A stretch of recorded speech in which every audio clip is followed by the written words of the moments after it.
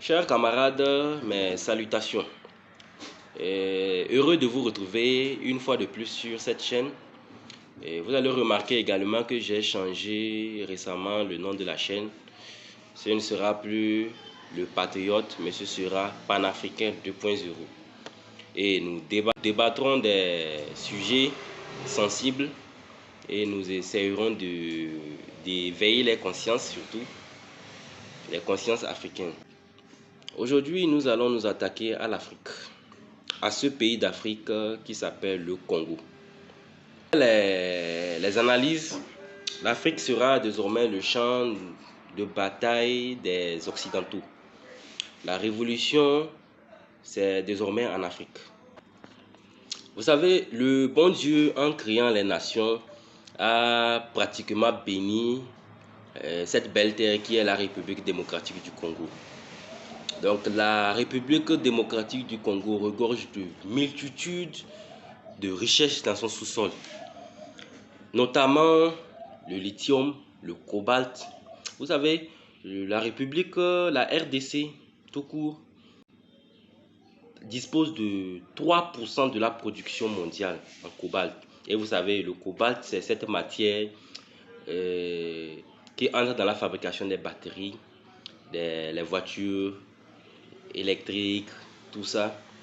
Donc ce qui fait que les puissances occidentales ne veulent pas laisser le Congo. Imaginez-vous bien, oui, imaginez-vous que malgré toutes ces richesses, le Congo ne bénéficie pas réellement, ne jouit pas de ces richesses. Parce que la raison principale, c'est à cause des groupes armés qui occupent ces territoires. Et selon le président de la RDC, M. Tshisekedi, ces groupes terroristes, notamment les M23, sont armés par le président Paul Kagame du Rwanda. Et récemment, il a qualifié les actes de ces groupes armés de crimes contre l'humanité, crimes de guerre et puis tout, à la dernière assemblée générale de l'ONU. Et il a même fait une proposition au président américain de lui laisser l'exclusivité sur ses réserves de cobalt. L'exclusivité, à condition qu'il aide à mettre fin à la guerre. C'est ça. Mais, vous savez, le Congo avance prudemment.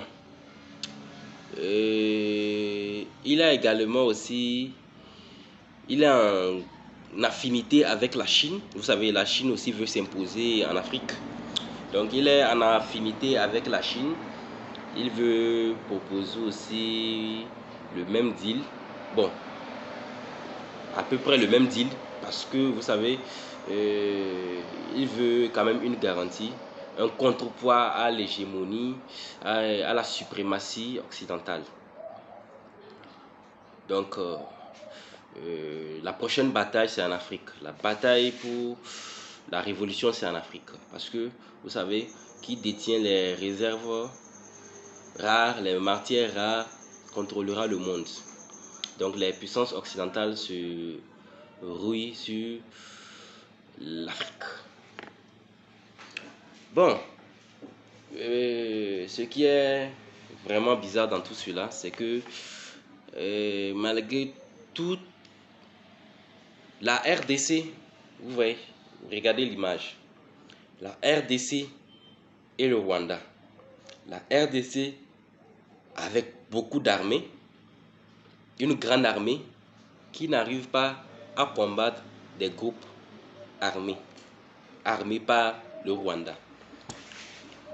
Jusqu'à ce que la RDC aille demander un soutien de l'Amérique. En contrepartie, il va lui céder son sous-sol. Vous voyez? Mais on se demande, mais qu'est-ce que Tshisekedi fait avec les biens de l'État. Qu'est-ce qu'il fait avec? Au lieu d'armer son armée, au lieu d'équiper réellement et effectivement son armée afin de pouvoir chasser l'ennemi, on ne sait pas ce qu'il fait avec. Bon, dans une prochaine vidéo, nous aborderons et nous décortiquerons encore plus le sujet du Congo. C'est un sujet très sensible.